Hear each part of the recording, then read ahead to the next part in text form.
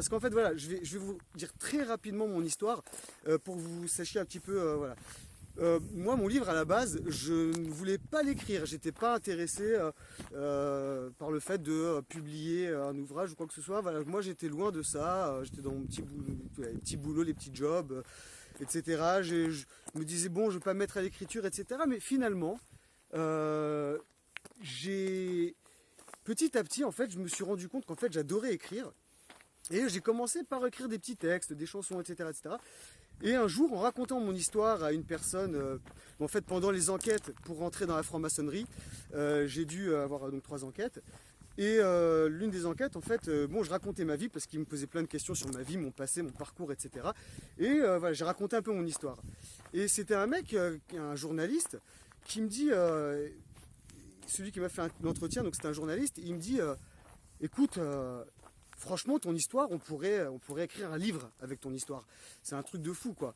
Et je me suis dit, purée, et si c'était ça, en fait, la thérapie? Si c'était ça qui pouvait, en fait, me libérer de tous les traumatismes que j'avais eus, de toutes les douleurs que j'ai pu connaître, de toute cette enfance, cette adolescence où j'ai vraiment été paumé et je me cherchais beaucoup au niveau culturel, au niveau religieux, spirituel, au niveau sexuel. Je me suis beaucoup cherché et voilà, mon histoire est très singulière parce que voilà, ça raconte toutes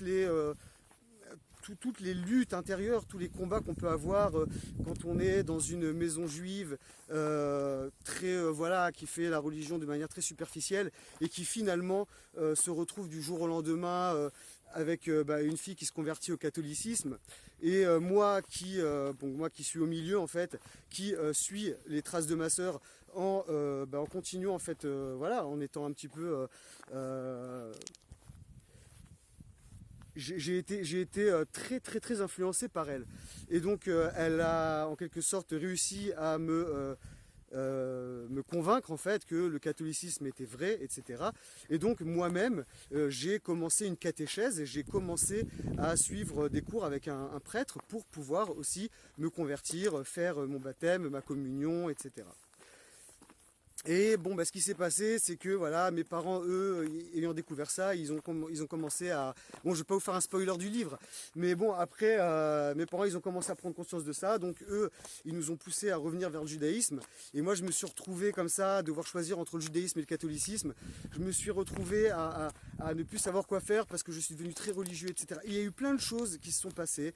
Et tout ça dans une lutte intérieure parce que j'étais attiré par les garçons et je ne savais pas comment faire je ne savais plus où j'en étais. Je me disais, mais qu'est-ce que je suis homosexuel, mais c'est impossible que je sois homosexuel, c'est interdit dans la religion. Et ma sœur qui me disait que c'était quelque chose de très grave, etc. Et je me disais, de toute façon, quoi qu'il arrive, que je choisisse le catholicisme ou le judaïsme, de toute façon, je n'ai pas le droit d'être homosexuel. Donc voilà, et j'ai lutté, c'est des années de combat intérieur.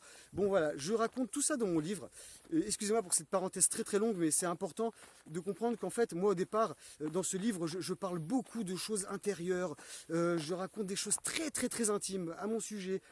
Et je me dévoile vraiment, je me mets à nu parce que je raconte, il y a beaucoup de scènes, il y a beaucoup de scènes sexuelles, beaucoup de scènes, ça parle beaucoup de masturbation, ça parle beaucoup de... pas beaucoup, attention. Mais il y a quelques scènes comme ça. Et du coup, c'est pareil, la religion aussi, je parle beaucoup des conflits interreligieux et voilà. Et aussi, j'aborde des sujets tels que... les mutilations infantiles, comme la circoncision, etc. Je parle voilà, de tout ce qui est un peu l'homophobie religieuse, les extrêmes dans la religion. Bon, je fais aussi une description quand même du judaïsme qui est pas détaillée, mais vraiment on s'en rend compte vraiment de l'intérieur, quoi, un peu les coulisses du judaïsme, quoi.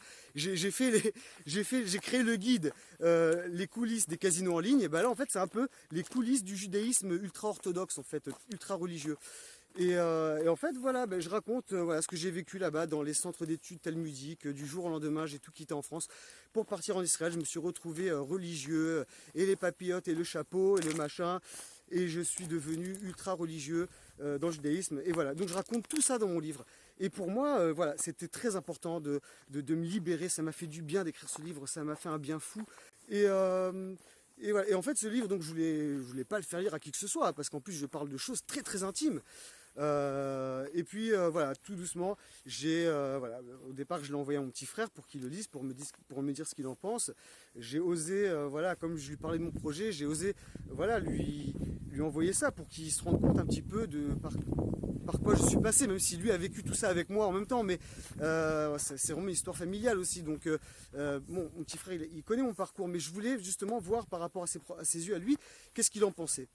Et il m'a dit, écoute, ton livre, il est incroyable, c'est vraiment un chef-d'œuvre.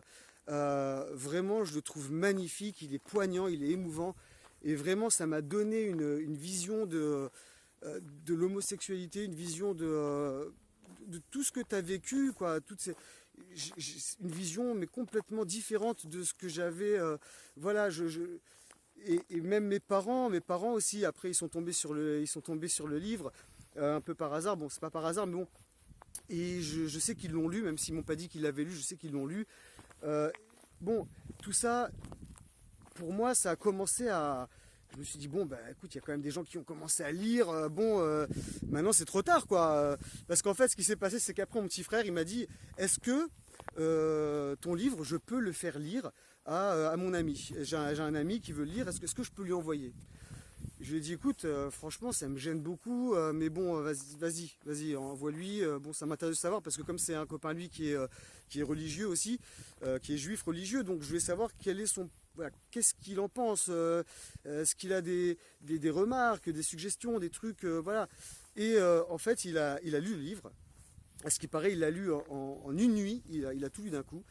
Et il m'a dit, voilà, ça c'est ses mots à lui. Il a dit, en fait, lui, ça a changé complètement sa vision des choses par rapport à plein de choses. Et il m'a dit, écoute, j'ai lu des milliers de livres dans ma vie, j'ai lu plein de livres, mais vraiment celui-là, c'est vraiment un tournant, quoi. C'est vraiment quelque chose qui m'a fait voir les choses d'une autre manière complètement. Et à partir de ce livre-là, ben, en fait, je me permettrai plus jamais de juger qui que ce soit. Je me rends compte qu'en fait, on peut vraiment juger personne. Parce que, ben voilà, quand on est à l'extérieur, on ne peut pas se rendre compte vraiment de ce que la personne a vécu à l'intérieur et par quoi elle est passée, et toutes les thérapies de conversion pour me rendre hétérosexuel, etc. Mais en fait, il m'a dit des choses tellement poignantes, tellement émouvantes, et il était tellement ému et enthousiaste. Il m'a dit, écoute, ton livre, c'est vraiment un chef-d'œuvre, il est très très beau. Et de fil en aiguille, bah voilà, donc ça a commencé, les gens ont commencé à entendre que j'avais écrit un livre, etc. Donc j'ai commencé à l'envoyer un petit peu par-ci, par-là. Vous savez, une fois que vous êtes décomplexé par rapport à un truc, quand vous avez passé l'étape de votre petit frère qui lit des trucs hyper intimes sur vous et vos propres parents qui tombent sur le livre et qui le lisent, bah après tu t'en fous, en fait, tu l'envoies à tout le monde et puis voilà, quoi. Et bon, et en fait, voilà, tous les gens à qui je l'ai lu m'ont dit, écoute Julien, voilà, ton livre, il est incroyable, il est trop fort, il est trop beau, il est trop émouvant. Beaucoup de gens m'ont dit même qu'ils avaient pleuré ou qu'ils avaient versé leurs petites larmes. Et puis et là, tu te rends compte de l'effet que ça fait, quoi. Tu te dis waouh, waouh. Et en fait, moi, ça m'a donné vraiment envie, du coup, de partager, quoi, de partager mon expérience. Je me dis, ça peut aider tellement de gens, ça peut aider tellement de personnes qui sont un peu confuses par rapport à plein de choses, au niveau de la sexualité, au niveau de la religion, etc. Et voilà, je trouve que c'est vachement enrichissant parce que je décris plein de choses. Moi, j'ai des retours de personnes qui sont pas du tout juives, qui me disent, écoute, c'est formidable parce qu'en plus, tu as mis des notes en bas de ton livre où tu expliques chaque chose, tu reviens à chaque fois sur les notes et tout, c'est super clair. Ça me permet de connaître plein de choses que je connaissais pas sur le judaïsme, mais j'étais loin d'imaginer ça. C'est voilà, je connaissais pas du tout, quoi. Et moi, ça m'a, waouh. Je me suis dit, il faut absolument que je fasse quelque chose avec ce livre, quoi. C'est pas possible. Et donc du coup, voilà, bon, je l'ai mis en vente sur mon site internet. Donc espritabondant.com, vous allez dans mon histoire et là il y a l'abominable. De toute façon, vous le trouverez aussi sur le côté du site. Il est mis en vente et en paiement sécurisé PayPal. Allez, à très bientôt.